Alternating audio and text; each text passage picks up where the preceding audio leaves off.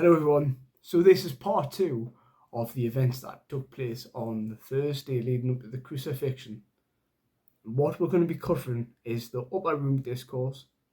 And this block of teaching can only be found in John chapter 13:1 all the way through to chapter 17 verse 26. And we covered the events that happened in chapter 13, the Last Supper and the foretelling of Peter's denial. So moving on, we see Jesus is still having a meal with his disciples, and he's comforting them because they're full of sorrow. They just can't grasp that Christ is gonna go. He's gonna go away, and he's gonna be crucified. They're just really struggling to comprehend Jesus leaving them.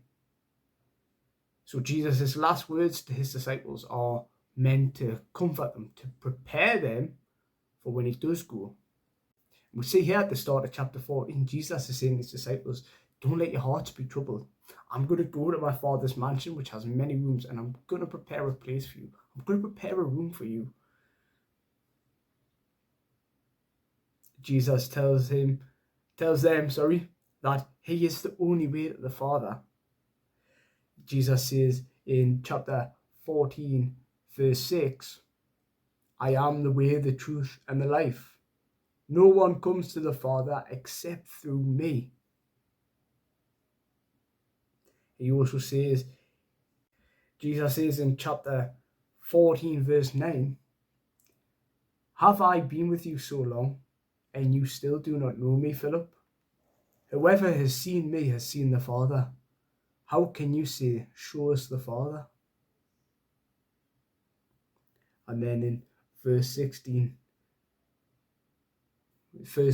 too and 16, he says, if you love me, you will keep my commandments, and I will ask the Father, and he will give you another helper to be with you forever.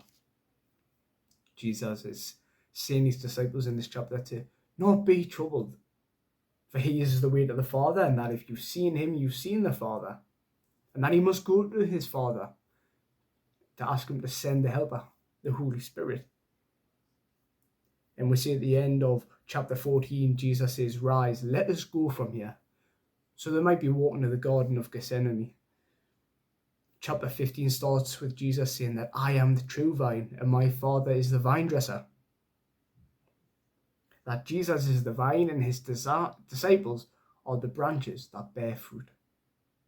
But they can't bear fruit unless they are connected to Jesus. We see him say this in verse 5.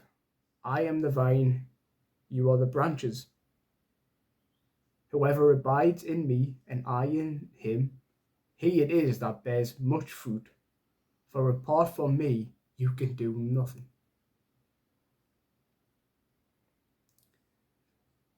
We then go on to verse 12.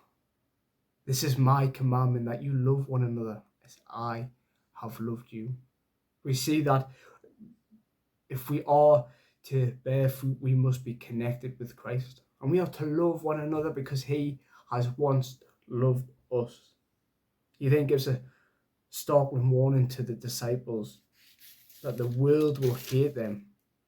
And we can find this in verse 18.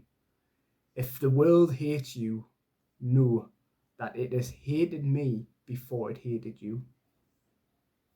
Jesus then goes on to say that if you were of the world would love you. But because you are not of the world, but I chose you out of the world, therefore the world hates you. He also says that a servant cannot be greater than the master. And Jesus, being the master, was hated. So therefore us as his servants, we will be hated as well. But it's absolutely worth it. He then promises the Holy Spirit again in verse 26. But when the helper comes, whom I will send to you from the Father, the Spirit of truth, who proceeds from the Father, he will bear witness about me. Jesus then warns the disciples again to not fall away due to the grief that they will shortly experience. The grief of him being away from them after being with them for 3 years. We can see this warning in chapter 16. John 16, verse 1 to 4. I have said all these things to you to keep you from falling away. They will put you out of the synagogues indeed. The hour is coming when whoever kills you will think he is offering service to God. And they will do these things because they have not known the Father nor me. But I have said these things to you, that when their hour comes, you may remember I told them to you. And Jesus encourages them to not be troubled, but to take heart, for he's overcome the world. This is probably one of my favourite scriptures, and we can find this in John chapter 16, verse 33. I have said these things to you, that in me you may have peace. In the world you will have tribulation, but take heart. I have overcome the world. Take heart means to be encouraged. It's to have that confidence of my sorrow will be turned to joy because Jesus goes to prepare a place for me. It's to take heart because Christ has overcome the world, and if he is for us, who can be against us? John 17, we see the high priestly prayer, Jesus' prayer to God, and what he prays for is unity and protection for his disciples. But not only his disciples, but for every single believer that was to come to faith. That's right. Jesus prayed for you and I in the garden. He prayed. And I just think that's it. I think that's mind blowing. And we can find this in chapter 17, verse 20 to 21. I do not ask for these only, but also for those who will believe in me through their word, that they may all be one, just as you, Father, are in me, and I in you, that they may also be in us, so that the world may believe that you have sent me. Jesus then also states in his prayer that he looks forward to the glory before him. We can see this in verse 24.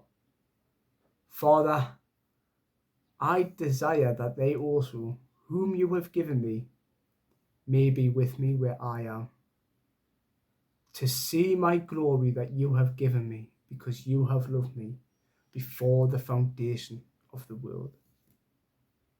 So that is the upper room discourse. In the next video, we will be covering the events in the Garden of Gethsemane.